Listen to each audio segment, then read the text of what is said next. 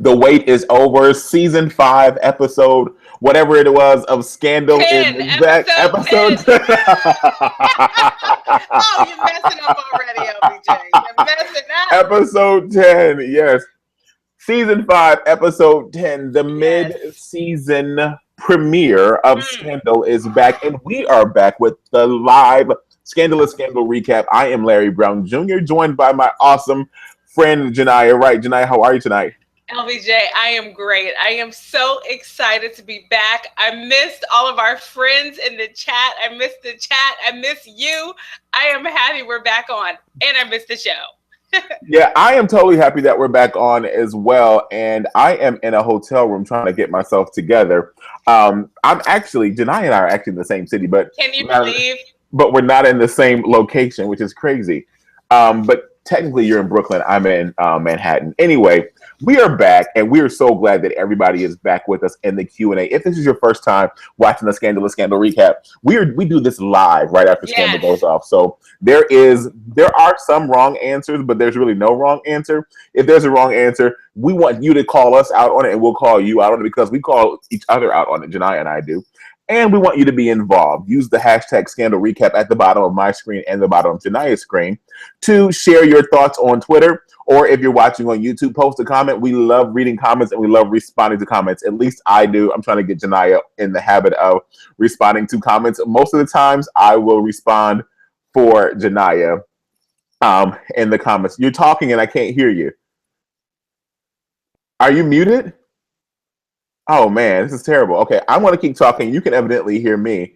And can you hear me now? Yes, I can. Excellent. Oh my gosh, I'm getting so much better because we have so many technical difficulties. I'm getting better at resolving them. Yes. While you're working out the technical difficulties, we shout out the folks already in the Q&A. Glenda Wyndham, the hashtag the color red is here. Yes. Hashtag Glenda Wyndham again, hashtag power. Zoe Emile, miss you guys. Miss you guys. Yes. Dan Blakemore, glad to be back together, family. Dan, we are glad that you're back as well. This is really, really a great time. Zoe Emile said at the top of the Q&A, she says, I have no edges. They were all snatched within the first 10 minutes of Scandal. Zoe, tell us why your edges were snatched while we talk about the first 10 minutes of Scandal. I'll jump in and just say that I was elated to see Rowan and Olivia at dinner tonight. That's what I love that moment there, Janiyah. What about you? LBJ, I have to tell you, I turned the show on 4 minutes late, and so you must be talking about the 4 minutes that I missed at the very beginning of the show. Kick it off for me, LBJ. How did the show start? Wait, that is so shameful, Janiyah, that you started the show 4 minutes afterwards. Do you know, for some reason, I was thinking it started at 10 p.m., I'm out of practice, LBJ. Blame the devil. Clearly, we have not he's had running amok. We have not had a scandal episode at 10 p.m. Janiyah since like season 3, like season 3 maybe. Like I had no keys.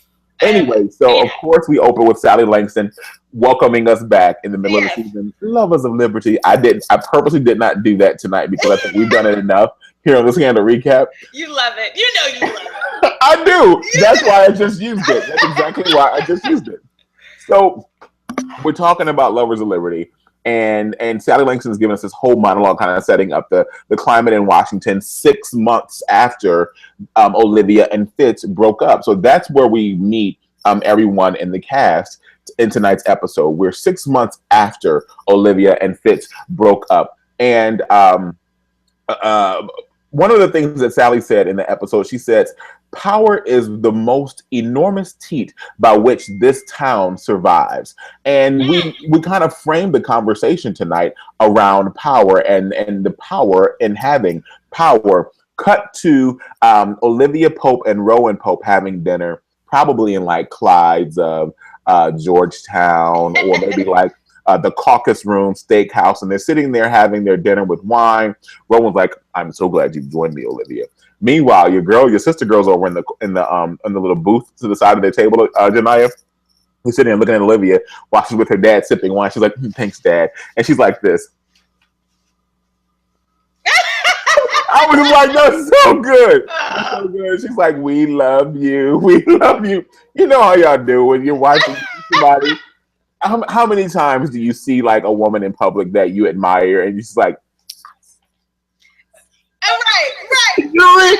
It was one of those kind of sister girl moments that they had. And then Rowan kind of takes over the conversation, and the woman after says, I love you, Rowan is telling Olivia how proud he is of her because she stood on the mountaintop and she held power in her hand. You had the oval, Olivia. My baby Olivia had the oval. You ran the oval and he was clueless. Tell me I'm wrong, Olivia. Tell me I'm wrong. He said, you tasted blood. You know the taste of blood and you like it.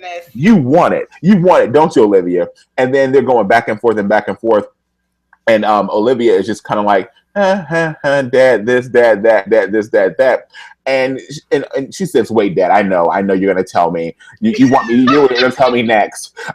You were in control all along. I was in control. No, I was in control all along, me and Rowan. I was in control all along. True power is never lost because power is in my hands. And we saw later in the episode that what she thought was exactly right. Yes. And you know what? It was meant for me to miss that beginning of the show because we all needed to see you reenact it right now. That was so good to me. And Dan Blakemore in the chat, of course, LBJ was elated to see Rowan and Olivia together over dinner again. LBJ, we know you love Rowan. What is he? Your personal mentor? You love him. LBJ. He is my mentor. I actually saw him last week when I was in Los Angeles, and he was just Joe Morton there, and I wanted to be like, dude, I need you to send me transcripts of your monologues, please. Like, can you send me the sides? Like, send me Joe Morton if you happen to be watching this. Please send me, or if a writer is watching it, please just tweet me the sides. Like, send me a DM, slide up in my DMs, and then I will. It go down in the DM. I want all of the DM sides of Rowan Pope's monologues, please. That's my request. Yes, LBJ, you were those girls in the booth at the restaurant at Clyde's. You looking at Eli Rowan Pope, being a little fan. I know you love yourself some Joe Morton. I do. When I saw him in LA, I was like, LBJ, let me just say, I knew that they had given some kind of time-lapse context in the first 4 minutes that I missed. Because let me tell you, when I entered the scene, I entered the show with Olivia and Jake rolling all to and fro. Oh, well, that came up right next because she said, like, why is Jake here? All of those stuff. Where is he? When she was at the house, why is Jake at the house? She's like, my son has come home, Olivia. And so they're talking about this son, and then son is jumping off with daughter, some incestuous stuff going on. LBJ, to see Olivia making out with Jake so hardcore, I had to stop. And I said, what season is this? Where am I? Who am I? I was like, Toto? Auntie M? I got completely confused, LBJ. I was lost. It was because I didn't know 6 months had passed, LBJ. So here we see Olivia rolling around with Jake. And loins are burning. Their loins are burning. But how could 6 months heal those wounds? I mean, what possibly happened in the last 6 months that Jake would allow this woman back into his bed after all she had done? I mean, killed the love of his life, betrayed him in more ways than ever. And LBJ, where was Olivia to be found? Directly in what? His bed. I couldn't believe it. With her, she let him lay it low and spread it wide. She did, LBJ. I was completely blown away by that. And then after we get a little taste of Olivia and Jake together, can we just talk about that moment though? Can we talk about Olivia and Jake sleeping together? Because it was definitely, you missed the opportunity to talk about this, Janai. It was, and this what we talk about all of the time with the Scandal Recap. It was what #nectar factor. That nectar was flowing. Jake even tasted the nectar. Olivia attempted to do a taste, and then he's like, "No, don't taste. Let's keep going back." That was a little TV MA. Everybody, if you're watching this on YouTube, and it was pretty vicious, and they like ran to the bedroom and nectared it up. But again, I couldn't understand the motivations of it. And now that we see the end of the episode, it's all starting to become super clear. But LBJ, In that scene, I couldn't understand what was happening. I tried to piece it together in my mind. I said, what conversations could have occurred? What sort of manipulations have occurred that these two could find their way back into each other's bed? I mean, Jake had basically said, I'm tired of being your number two. Peace out, homie, right? And here he is once again, Nectar, all to and fro, LBJ. I was blown away. Yeah, Dan Blakemore's in the Q&A, and he says loins were burning, but there was still a lot of animosity. 5 shades of Hope with all of the sons smacking, etc. Exactly. It was very abusive. It was. The passion that they share with each other. It leaves a lot to be desired for the rest of the season with their relationship. It really does, LBJ. And I have to tell you, there were so many relationships to me in this episode that just were confusing me, and I even think about, we went to the scene next with, Gabby Abby Red. She's still in the White House. And again, she got there by default. Let's not all forget that. It was because Olivia disappeared that Gabby Abby even made her way to becoming the press secretary. It was literally, she was filling in, and she's been in that job ever since. And we see Gabby Abby Red now getting calls in the middle of the night from Fitz.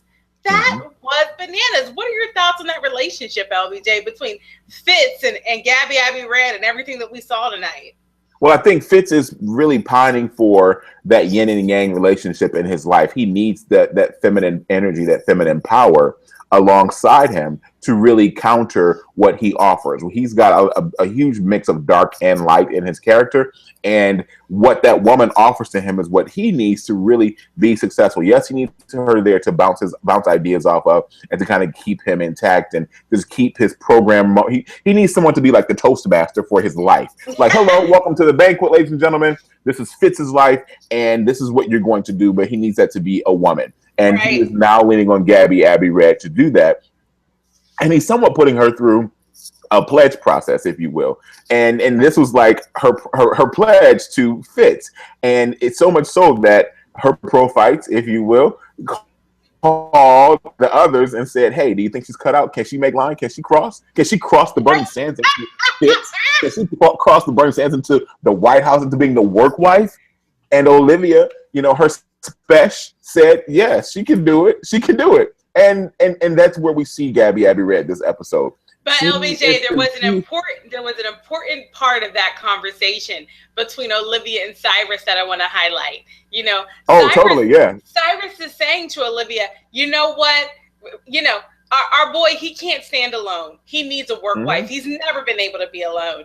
Can Gabby Abby handle it? And Olivia's first response to him is, you be the work wife. Don't give it to Gabby Abby. You do it, Cyrus. Right. Wait, what did he say? Wait, say exactly how he said it. Well, I'm not going to be able to say it exactly how he said it. I think we need our LBJ Cyrus impersonation. What did he say, LBJ? He was on the phone. You don't remember either. He was like, I've already done that. I can't do that again. Like, that's all he said. He was like, I'm out. He was basically saying, listen, I'm no longer on the inner circle. You know that. He was like, it can't be me. I tried it. My season has wrapped. I'm no longer in that role. It's got to be Gabby Abby Red. And guess what? He's already put her into the seat. Can she hang? Can she handle it? And before Olivia gives him the complete green light to let Gabby Abby Red stay in that seat, she said to him, be careful. She said, because that's a lot of power. That's a lot of power you're going to be giving up. Be sure about it before you let it go. Yeah. Again, Dan Blakemore's hitting the nail on the head in the chat, everybody. Liv hit the nail on the head that Fitz was truly alone. That brother has been on his own like Patti LaBelle since Michael McDonald, since the original crew got into the White House. Pour out some Remy Red for Supreme Court Justice Verna, who is no longer with us. That's right. Tip my 40 for my homie there. Tip some nectar out for my homie. LBJ, I mean, we're watching Fitz basically come apart. Cyrus summed it up. Fitz has never been alone. And in fact, this is something that we, the viewing audience, have mocked him for. Yeah. We've mocked him for not being able to be decisive. We've mocked him for not being able to have a spine, right? And here he is now actually on his own. He doesn't have a Mellie. He doesn't have a Cyrus. He doesn't have an Olivia. He needs to actually step up and be the president. And LBJ, he's uncomfortable. He's literally not fit to lead when he is standing alone. This just says a whole lot about Fitz. So he's leaning on Gabby Abby. No, go ahead. I was just saying he's leaning on Gabby Abby. We're getting to see his true character, LBJ. Who is Fitz when he's not acting in reaction to someone else? Yeah, exactly. And that's exactly where I was going. Acting in reaction to someone else. It always needs a prompt in his life. Prompts in his life cause him to take action. And that's what we saw this episode. Particularly when Olivia broke down and called the White House. She took her own advice after having a sister girl chat with Gabby Abby Red, and she tells her, she's like, why don't I just take my own advice? Suck it up, make the call, handle the business, get it done, fix it. And she attempts to do that, and when she does that, Fitz tries to exert his manliness, and he opts out of taking the call from Olivia. Those are those wacky moments that we see with Fitz. It's like, really, do you try to do it in this fashion with Olivia? Like, just take the call, like, and figure out what's going on. But it was a power play because he knows she smells his work, and he cannot allow her into his circle right now because she shaded him like never before and said, really, you know what, I'm popping out of this thing. And he really put her out of the loop. I said earlier, oh, period, Olivia, period, out of the loop. And that's what she is this episode. That's exactly what Olivia is. 6 months later, he's pushed her out. She didn't know what was going to happen. She knew that he was going to make a decision. She wanted to find out, but he clearly pushed her out of the loop. And he had to make that power play to show her, you are not a part of this. So I want to shout out to Janiyah, people that are on the actual event page on Google Plus who are making comments right now. Harriet White, hey, thank you. I think this is your first time hanging out with us. Thank you for being live and watching it. She said, ooh, Jake from State Farm. Then there is... What are you wearing? What are you wearing, Jake from State Farm? Not much. You're naked in the bed with Olivia. Khakis. I'm wearing khakis.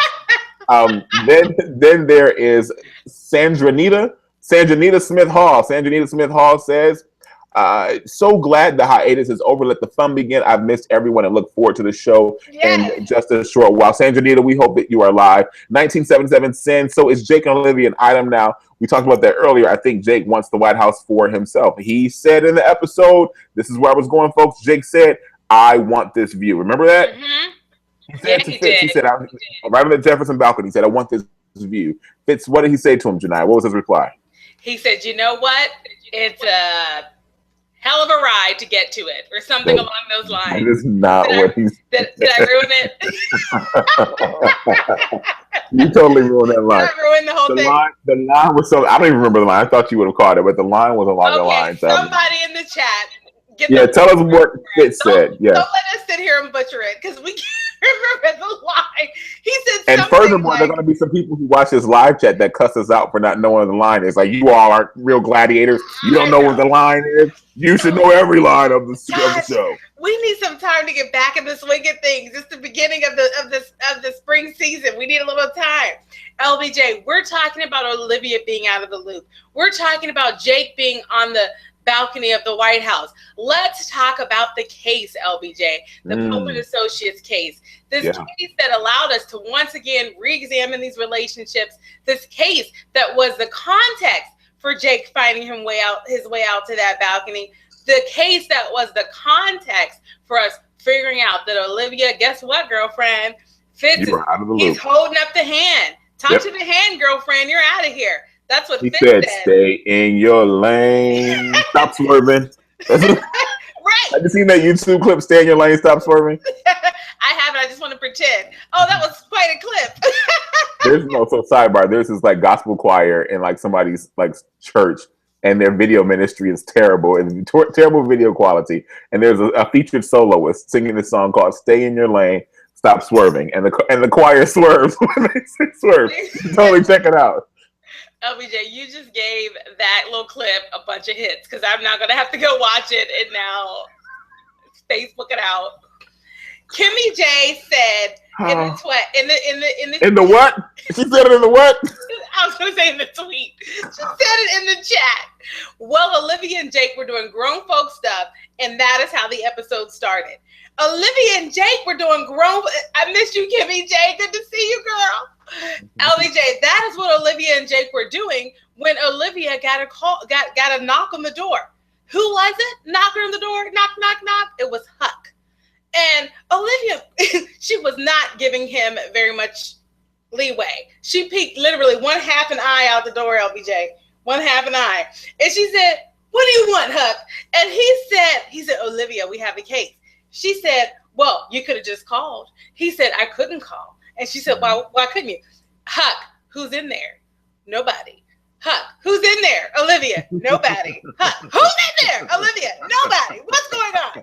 Anyway, so Huck had come to see her because they had a case, and the case, he couldn't talk to her about it over the phone because the NSA, of course, has the ability to tap all phones, and we know that they do it. Okay, they do it in the show, they do it in real life, okay? They're tapping this chat right now.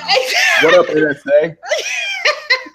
We're being surveilled, people. And so Huck is like, I couldn't call you. And she was like, why? What does NSA surveillance have to do with our case, Huck? Obviously, I'm in the middle of something. And Huck says, well, the head of the NSA is our client. Yep. Bam. Next scene, where are we? We're back in the Pope and Associates office with what? The pictures and all up on the window. Once again, LBJ, that high-speed printer that they have. Right. That high-speed HD printer that they have that can print like full-on Times Square billboard-sized photographs of people and plaster them up on the wall at no cost to anyone. It's all is the cost of a toner cartridge. And it's almost like magic. Within 3 minutes of a case, right, the whole wall is plastered with right, various evidences. So LBJ, they're there having the conversation. And the case, LBJ, it was the head of the NSA. Yep. Take us into the case, LBJ. So the director of the NSA shows up at Olivia Pope and Associates like, hey, look, they're going to do an investigation on me because I've been hacked. She says, watching my home monitoring system, notice that my home computer has been tampered with. Someone hacked into this system and began copying files. And she says, here's the video. Take a look at the files. This is her trying to play Olivia naivete as if she doesn't know what's going on. So she says, so Olivia's like, okay, they copied files. What are these files? Oh, they're highly classified documents I can't tell you about. Oh, highly classified documents that shouldn't have been on your personal computer at home? Yeah. Hashtag Hillary Clinton. And then she says, well, what's going on? Huck questions her and says, what's going on? And it's later revealed that this is dealing with a project called Mercury. It's called Project Mercury. Project Mercury. Yeah. And Huck called Project Mercury. She said, wait a minute. Wait, I cotton pick him in. How do you know about Project Mercury? You're not supposed to know about that. He said, oh, I guess it is real now. They were talking about on the Black Internet, and the Black Internet said that Project Mercury was real. She was like, well, don't everybody know that you know that because it's highly classified information. So can't be that classified. Right, exactly. So then Project Mercury is going on and on, talking about they're going on and talking about Project Mercury, and then all of a sudden, boom. She is being investigated by some governmental agency. The governmental agency is now coming to her home to take documents out of her home. Go ahead, what? It's the Office of the Inspector General. Thank you. That's what it was. Because what has happened is that her computer has been hacked. And they have hacked what? Project Mercury. What those are the files they copied. Yeah. Project Mercury was a project that was basically surveillance of our allies, even foreign leaders, LBJ. And we're talking about all levels of surveillance. We're talking about professional surveillance. We're talking about personal surveillance. They were tapping those foreign leaders' cell phones, LBJ. Yep. So, of course, Huck and Olivia, they're interviewing the lady. They're grilling her. They're saying, who was in your home? Only someone in your home could have possibly hacked you at this level. And she's like, no one's been in my home. Who's been in your home, NSA leader? The only person that had been in her home was her number one boo, Billy. Okay? And she said, no, No way my number one boo did this. I vetted him using every single resource that I have available to me as the head of the NSA. I vetted him. She said, I am the first woman that has ever led the NSA. Do you think I wouldn't vet him thoroughly when he's coming up in here? She said, it's very hard to date when you are the head of the NSA. So obviously, I was slightly skeptical of this gentleman, and I vetted him thoroughly. She was like, no way it could be my boo Billy. And they're saying, well, clearly it's him. Back in the Pope and Associates office, they're saying clearly it's him. He's either a whistleblower, LBJ, or he is a spy. Yep. And they're trying to figure out, what is Billy's story? Like R. Kelly, which one is it? Which one is it? And LBJ, we come to find out that, you know what, not only is the head of the NSA, you know, aware that she has been tapped, guess who else? The media, okay? Yep. We go to the White House. We go to the White House, Gabby Red there, trying to do her job, again, under so much pressure from Fitz, who's treating her now like his work wife, okay? We go see Gabby Red, and the Post comes up to her trying to wheel and deal, LBJ. And apparently someone has called the Post and started to whistleblow about Project Mercury. Mm-hmm. Yep. Candace Brown says she really thought Charlie was the hacker because we dealt with, and when we talked about Project Mercury, we talked about Billy, the associate, being the person who leaked everything. Like you just said, was he a spy? Or is he trying to be a whistleblower? And she said she thought Charlie was the hacker. His behavior with Quinn was suspicious. # Quinn, Robin, Lindsay. I agree. I thought Charlie could have been the person who leaked this. They were suspicious in OPA about what Billy was altogether. Billy was nowhere to be found. As soon as Billy was, whenever someone is nowhere to be found on Scandal, they're dead. Yeah. And that's just what happened this episode. Billy was dead, and Jake goes out looking for Billy. Jake also had a conversation with Fitz about Billy and about Deborah and about the director position at the NSA. And what happens? Jake ends up taking the job as the director of the NSA just on the heels of OPA and Associates going into the apartment, finding Billy with a bullet in his forehead, dead as they suspected. And we see that now there's been a turn of events, and Olivia Pope is once again out of the loop this episode. Once again, out of the loop. And she's also been manipulated, LBJ. Because here she is working a case for the head of the NSA. She's been hired by the head of the NSA to find out who did this. Meanwhile, Fitz has hired Jake to find out who is leaking Project Mercury. Mm-hmm. And guess what? Jake, he may be, taking a sip of Olivia's nectar, but he sure isn't telling her the truth. He really isn't. He did not disclose to her what his case was, and she did not disclose to him what her case was. Yep. Okay. Oh my gosh, how crazy was it, LBJ, to see Fitz and Jake sitting there together on the Truman balcony. Thank you, Dan Blakemore, in the chat. Right, exactly. Shout out. Which balcony it is. Right, he definitely said, because I called it Jefferson by accident. Yes, it's definitely Truman. The Truman balcony. Yes. Fitz has called upon Jake. Now, again, Fitz, once again, here he is, no one to trust in the world, lonely little boy out in the wilderness, as he always is, and he has no one to call. So what does he do? He digs back in his archives, LBJ, and he went way back. I mean, he was back in the X-Files. Okay, and he literally pulls Jake out, dusts off that old relationship. Okay, that's good tonight. Thank you. And he calls Jake in, and he says, "Jake, I don't have anyone else I can trust. Someone has hacked the NSA, and I need you, Jake. You're the only one I can trust." And then Jake even says, "Isn't it strange that you trust me after all that we've been through?" And Fitz basically said, without explicitly saying it, we both have been played so much at this point. We are brothers in this here thing, in the Nectar aftermath. Yep. Little did he know, Jake wasn't in the aftermath, was he, LBJ? Jake was still dipping in that nectar. And he had a honey dipper. And when you take a honey dipper, you stick it in the honey, you can go deep down and scrape in the honey and get a drop of it in that jar, and it just runs down, looking like the cover of an Ohio Players album or something back in the day.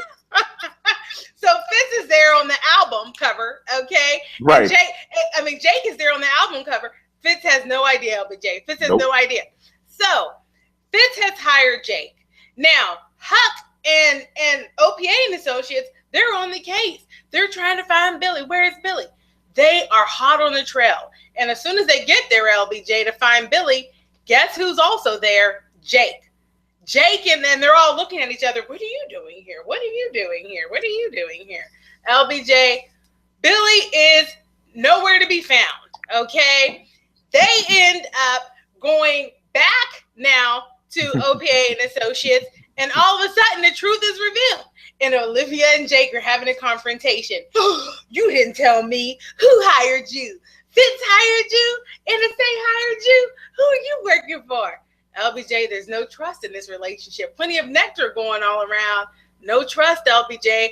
No transparency. I'm telling you, they're taking full on lemon wedges in glasses. Like, we're gonna take these lemon wedges and we're gonna squeeze them and make nectar lemonade, and we're gonna take it from Olivia and not give her a drop of anything. Didn't give her a drop of anything. He's really being used, and I'll share that in my takeaway when we wrap up in just a few. Zoe Emile, I want to jump to this. Can we talk about Queen Mellie, the best duo ever? What were your thoughts about Mellie sitting in OPA, bringing the transcript, the manuscript of the book that was written by a ghostwriter to Olivia, and then the outcome of their conversation by the end of the episode? Well, I have to say, as soon as I saw Mellie standing in OPA and Associates, it was like, well, Mellie is obviously going to be Olivia's way back into the White House. We know Olivia was going to end up back in the White House some way. And so as soon as I saw Mellie standing there with her big old red manuscript talking about, read my book, I wrote my book, blah, blah, blah, I want to be president. I was like, oh gosh, this is exactly. And Olivia even said, listen, I'm not on your campaign. I don't work for you. Don't you give me that there manuscript. And Mellie's like, just take it. Just read it. Be my friend. Blah, blah, blah. I was like, oh my gosh, here we go again. It's going to be Mellie and Olivia. Yep. What did you think, LBJ? I think that Mellie is Olivia's glimmer of hope. If Olivia has these cases, that's fine. She can gladiate as much as she can, as long as it doesn't dabble in the White House. She can dabble in fixing things. Olivia also has a glimmer of hope with Mellie. Mellie is a tie to the public. And Mellie is a link between Fitz finding out information and now Olivia can protect Mellie, so she can also get that in with Fitz and strategize that entire thing. Olivia also has a charge. She's been charged with something by her father to come on the side of what's good and right according to her daddy. And her daddy is like, I got my son here. I need my daughter to come on this side. Why are you standing on the side of what's wrong? Get on the side of what's right and correct. So right now, Mellie is Olivia's glimmer of hope to really figure out what is going to happen for her future as it relates to DC, the Oval, power, ultimate power being held in your hand, in her hand. In her hand, absolutely. And it's so crazy as we're watching Mellie give Olivia basically the power by reactivating their relationship. We were watching Gabby Abby Red give it up. She was so overwhelmed with being Fitz's work wife. You know what she did, LBJ? She had a divorce. She went to Fitz and she said, you're not going to call me in the middle of the night anymore. I'm not going to be your companion to dinner X, Y, and Z. Okay. I'm out of here. All right. And so she literally broke up with him and said, there's nothing else I can do other than be the press secretary. And it was so crazy, LBJ, because we also are watching Gabby Abby Red and Olivia. We're watching their friendship be restored. Yes. In the rubbles of all of this that has happened with Olivia in the White House, we're watching this old relationship come back. And so here it is. Let me put a quarter in the meter and park, please. Yes. Can you give credit to where credit is due? I'm just saying, who predicted that whole thing happening at the top of the season? LBJ, you definitely did. Once again, LBJ, Shonda has whispered in your ear. And you once again, LBJ, the scandal prophet. Thank you very much. Thank you once very again, LBJ, the scandal prophet. The scandal prophet. You did predict that, and I didn't see it coming. I did not, because I actually, if I wanted Gabby, I'd be ready to go away. I was sick and tired of her. But she's back, LBJ. She's back strong. And so we're watching her walk away from the power. And we're watching Olivia, like you said, she's getting that glimmer of hope and making her way back in. Now, at the same time, LBJ, that Olivia's seeing her way back into the White House. You mentioned it earlier. Somebody else has made their way to the White House. So, as the Office of the Inspector General is cleaning out the house of the head of the NSA, and mind you, LBJ, this was a Shonda once again using her platform. This was a female head of the NSA. Absolutely. And do you know what she said? She said, I made a mistake by trusting this man and having him in my life. She said, but now all women will suffer, and there will never again be a woman that's the head of the NSA because of my mistake as an individual. They're going to say we're too soft. And I was so happy that they put that out there, because there are just some double standards that exist in this world. And women, as they move up into leadership roles, they become subject to even more of them. And I'm just so happy that Shonda took a moment to highlight that tonight. I was happy for that little storyline. That's that social commentary being interwoven into the script that I've noticed. I think a season and a half ago, I noticed that. One thing, Janiyah, that I think that you didn't notice tonight, Zoe Emile actually brings it to your attention. I'd like for you to read the quote that's actually in the Q&A right now. Which one? It's at the top. Don't ignore it. It's at the tippy top. Jake, by Jackie O 2006? It's by Zoe Emile. It says currently answering at the top of the page. If you look at the top of the column, let's not act like you don't see it. I don't. There it is. It popped up a little late. Zoe Emile said, and Janiyah, can we have a let's big up to...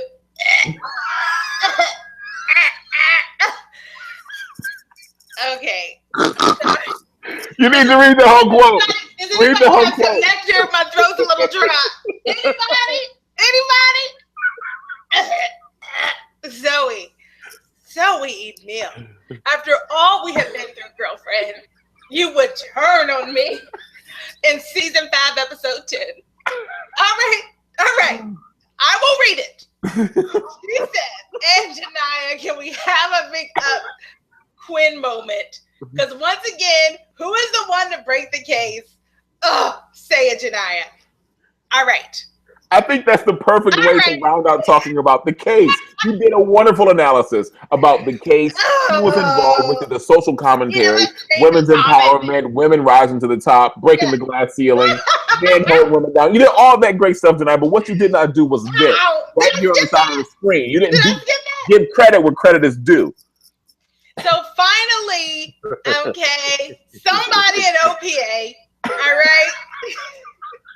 We don't have to get specific. Somebody at OPA figured out that it was not Billy who was the person that was calling the post, okay, and trying to drop the dime on Project Mercury. It wasn't. Turns out it had to be someone else. And just as Quinn is hilarious. I hate it. Just as Quinn and Olivia are figuring this out, we see Jake standing to the left-hand side of Fitz being named the new head of the NSA, LBJ. Yep. Come to find out, Billy, like you said, Billy dead. Why? Who killed him? Who killed him, LBJ? Jake killed him. Jake killed Billy, and Candace Brown brings up a great point. She said this episode demonstrated again just how professional a killer Jake is. Jake was calm and collected when they walked in on him, and he had just killed Billy. Just killed him. Great point. And the Jackie O 2006 helped us with the lines, LBJ. Jake, when he was sitting there with Fitz, you know, when Fitz had called him in to help with this case, Jake said it. I want this view. Jackie O 2006 said it twice. I want this view. I want this view. And then what was Fitz's reply? It's a bitch. Boom. That's it. That's it. Well, guess what? It definitely was a bitch for who? Billy. because Billy's dead. He was a pawn in the game. You know who else it was a bitch for? Who was it? The head of the NSA. Guess what? Yeah. She's fired. She'll never work in this town again. She's done. She better go on a speaking tour. That's all she's got left to do is to talk. We don't want to employ you, ma'am. She's done, LBJ. But let me just say shout out to her for dropping the mic on Olivia Pope by saying, "Oh, I thought you would have known something of whatever was going on." I mean, I knew it was one of his cronies, but I thought you would have at least known who it was. You're just giving me some generic answer. You're out of the loop. I'm more in the loop than you were. I was like, oh, shoot, drop the mic by the former director of NSA. She really did call her out, LBJ. She really said what Olivia was thinking, which is, it's over now. Do you remember there was this song that, you know, back when it was cool to have a mind ministry in your church? Oh gosh, I know what you're about to talk about. I know exactly what you're about to talk about. I don't even know who this song is by. But Kirk Franklin, God's Property. It's over now. It's over now. What? You can't make it, girlfriend. It's over. Okay. I don't know the rest of the song, but I feel like I can make it. The storm is over now. That was the song. Yeah, your storm's not over, girlfriend. It's just a ride. Because you're out of the loop, girlfriend. Totally and completely. So that's how the case ends. The case ends because the case, it was all a setup. It was all a setup by Jake. And so then what does Olivia do? What she always does. She doesn't pick up the phone when she wants to confront somebody. She traces her way right over to that place. And she walks into her father's house, and she walks in there, and Jake is in there, and they're all, of course, just sitting there like it's any old Sunday. Okay. And she eating soft-boiled eggs and salad and grilled chicken and wine. Right. A high-protein breakfast of champions. Okay. And she traces in there, Jake, you killed Billy. You did all of this. And then led to the confrontation, LBJ, which I'm sure made your night, of Jake and Eli schooling Olivia once again on power. Take it away, LBJ. I won't even recap all of what was going on because I literally took no notes. So I was like, yo, this is really, really good. But he was practically like, you're standing on the side. You're standing on the wrong side of the fence here, young lady. You need to follow my lead. I tried to tell you what this is. You never take the prompts that I give you or the clues or the hints. You are flesh of my flesh, bone of my bone. Why have you not known my works at this time in your life? At this time, you should be speaking and thinking as an adult, but you still have milk behind the ears, and you are not able to deliver what I need you to deliver to be the daughter of one Rowan Pope. Thus, I have this son, not my biological son, but the son that I have adopted and made him my own. And he is able to come through and figure out what I need him to do to further advance my commands. Because why? He understands my power. He craves this power. He wants this power. You too, my daughter, can have this power. You should be in the White House. You should be in the Oval. You can't have the Oval because you will not succumb and jump on this bandwagon, the ultimate power for this show that we call Scandal here in this town of DC. That's my own Rowan Pope monologue. That was me paraphrasing what he said. I took one breath and I said it there. Bye, I'm done. LBJ, that was the best paraphrase ever. I mean, I told you he's my mentor. He's my mentor. Now, your paraphrase monologue was actually longer than what he had actually said in the show. No, don't even. No. But it was very good, LBJ. And I have to read this line from Zoe email in the chat. She said, the reason I am Team Fitz is not so much that I like him for Liv, but I do not trust Jake Hamilton Ballard. Absolutely. Once again, Zoe email. Now you're my best friend again, because you are absolutely right. You know, at the end of the day, we're choosing from evils when we try to pick a romantic relationship for Olivia. And she has these two men. And the one that she keeps coming back to, Jake, this character is nothing more than her father's son. He cannot be trusted. Okay, so that is how the episode basically ends. It ends with Olivia partnering with Mellie, okay, to write a book that will be the story that will catapult Mellie into the presidency. It ends with Jake as head of the NSA, LBJ. It ends with Quinn. Who knows what Quinn is doing? She's hanging out somewhere with Charlie. LBJ, there are also two other OPA and associate people we have to talk about really quickly. Number one is Huck, because at the end of the winter finale, season 5, episode 9, Huck said he was going to get his family. Did he go get them, LBJ? Or was he talking about OPA and associates? Where they at? What was he talking about? And also, LBJ, Marcus. Can we just pause and acknowledge the fact that Janiyah just said where they at, y'all? Janiyah definitely just sat there and said, where they at? You definitely said where they at. Thank you. I've been working on my slang. My brother's been helping me. So, I'm getting really good at it. So, and Zoe E. Mills said, oh, Janiyah, you haven't mentioned Marcus. He has to be mentioned because how much he was not memorable in this episode. He literally, his only role in the episode was so that Huck could reference how different he was from Huck and Quinn. Quinn was trying to make friends with Marcus, and Huck said, no, you can't make friends with Marcus because he's normal. We need to protect him. We can't be friends with him. That was a great moment, too. That was deep, LBJ. That was a great Huck being the protector that we know him to be moment. It was really, really good. Right. So that's where everything landed at the end of the episode, LBJ. I can't wait to hear your thoughts on what's going to happen. I mean, what's going to happen with Mellie and Olivia? What's going to happen with Fitz and Jake? What's going to happen with Jake and Eli, LBJ? What is going to happen with Marcus? Will he propose to me? Will we be married by the end of this season? Let me just say that Dan Blakemore said to Zoe, you weren't supposed to mention that gentleman so we could see how long it would take Janiyah to get around to him. He's always in my heart. He's always in my heart. He's always here. Wait, you delivered your Marcus Walker moment for the evening on the Scandalous Scandal recap. But no, seriously, I think I shared my thoughts on Jake and Fitz. I've also shared my thoughts on Mellie and Olivia. They are going to be, and how ironic is this, somewhat of a power couple to contend with as long as there is tension between Fitz and Olivia. Right. I also think that there is going to be a power struggle between father-daughter, again, with Olivia and Rowan Pope, not because Rowan's trying to get Olivia to do what he needs her to do, but because at this point, it's just like you've gone to college, and you still don't have a job. Why are you not off of the sofa? Like what? It's like the commercial with the boy, little Romeo. What you waiting on? Call ICDC College. Like, Olivia, call ICDC College and get with your daddy. He's gonna be screaming at you every day like a infomercial.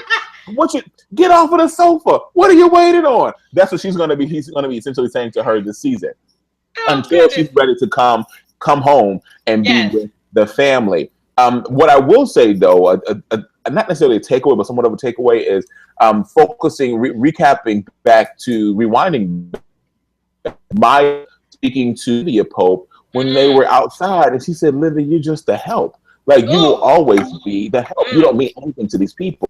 And it's one of those moments that give you life lessons, but you don't really listen to them, but you remember them. And when it's time for you to remember that life lesson, you're like, "Oh, dang it. I'm the help. Like, I don't matter, dude. I don't matter to this woman. Like, it's okay." That's what we saw here tonight with Maya, and Maya's quote to Olivia. Speaking of Maya, I'm done with that character. There's something else I think that's going to brew at the end of the season, I feel, with Maya, that we will experience, that will leave us with somewhat of a cliffhanger. I also think that Marcus is going to do something dark. He's going to be exposed. He's going to be exposed, and he's going to be exposed to something that's going to cause him to make a decision between good and evil. And he might lean more toward. He might not go straight evil. Like, if this is the meter and this is evil, this is good. He's going to be like this, not like this, but he'll be like this on the evil side. Didn't he already murder somebody or something? Isn't that how we met him? Didn't he? No, he was jumping off. He was jumping off with the mayor's wife. That's what it was. But they came in and murdered the mayor's wife in the midst of them doing it, and he ran to the closet and hid while she got stabbed. So we already know he can be a little dirty. There he was. Exactly.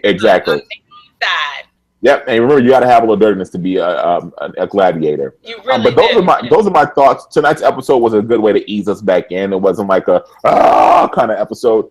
I'm looking for one of those kind of episodes again. So maybe next week we will see that, or even in 2 weeks we will see that. I think it's a high time, though, to do a round robin of these comments that we have in the Q&A. Yes? We have to, LBJ. I thought you were going to do something on the jam session, though, LBJ. Because there's the Scandal jam sessions tonight. Yes, because there were some good songs, but I was like, I couldn't get my mind around what they were.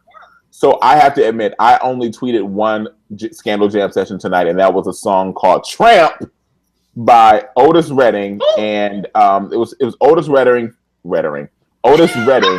featuring. I was trying to say featuring Otis Redding featuring. Gosh, what's this woman's name? I tweeted it and I forgot it already.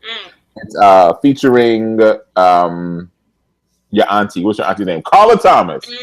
Otis Redding and Carla Thomas. This is the episode. This is the name of the song, "Tramp," and they featured that when Olivia and Jake were having nectar times. Yes, and someone was singing, I think the song is like, "Lay Me Down to Sleep," or I kind of thought it was like, yeah, it was that "Bridge scene, Over Troubled Water." Like, no, it wasn't that, but it was kind of like a Chaka Khan vibey kind of song where it was like one of those soft voices, but I could not figure out what it was because it was competing with the dialogue, and I couldn't focus on the song and the dialogue at the same time. So if you happen to be watching and you know what the other song was, it was a little soft song that had a Chaka Khan vibe in the back. I'm sorry, not Chaka Khan, Roberta Flack. That Roberta Flack vibe in the back. I tried to get some of the lines. She said, "I will lay me down, something about your dreams." I just couldn't get it together, LBJ. But whatever it was. It sounds like a "Now Lay Me Down to Sleep" prayer. Yeah, we'll see if we can find it because it was really good. It was really good. All right, round robin. Let's do it. Woo, love it. Starting with Candace Brown. Candace, girlfriend, let me just say, your fashion has been, I'm going to use some more slang right now, on fleek. Are people still using that word? Because, girlfriend, I am your fan right now. That's an aside. Okay. Jake and Fitz use and manipulate each other and take turns with Olivia. Their relationship is just as dysfunctional as Olivia and Mellie. Oh, well said.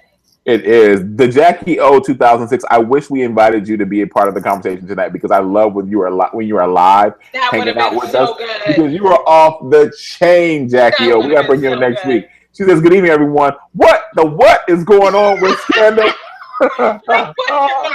Three question marks. Three question marks. Zoe and Mill. My question is, what exactly is Papa Pope up to?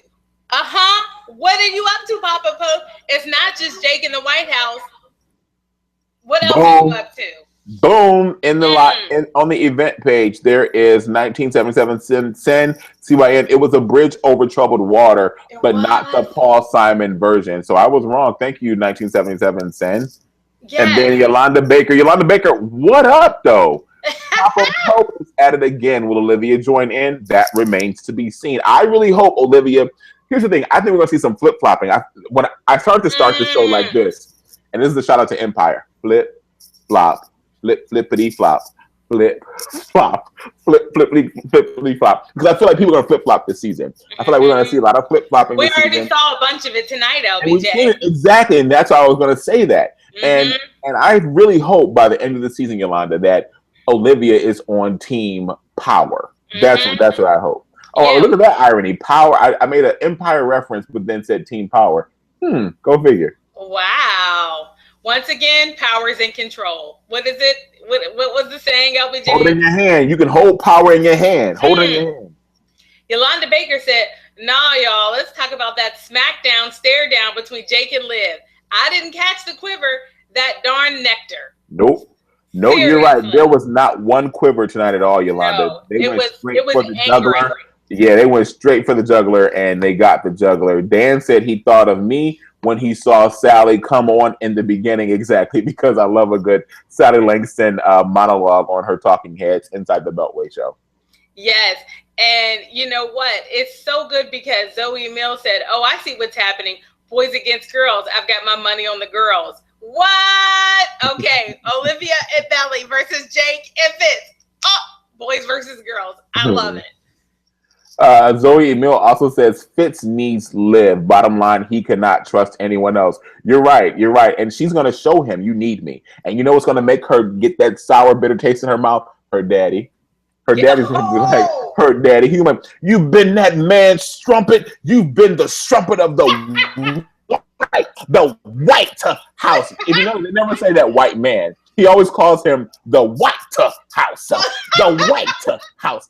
Go back and watch the episodes. Shonda never like points out, says race. But what he does is he says the White House instead of saying the White House. The White and they say the help, right? Like, right, exactly. Basically Exactly. saying it. Yeah.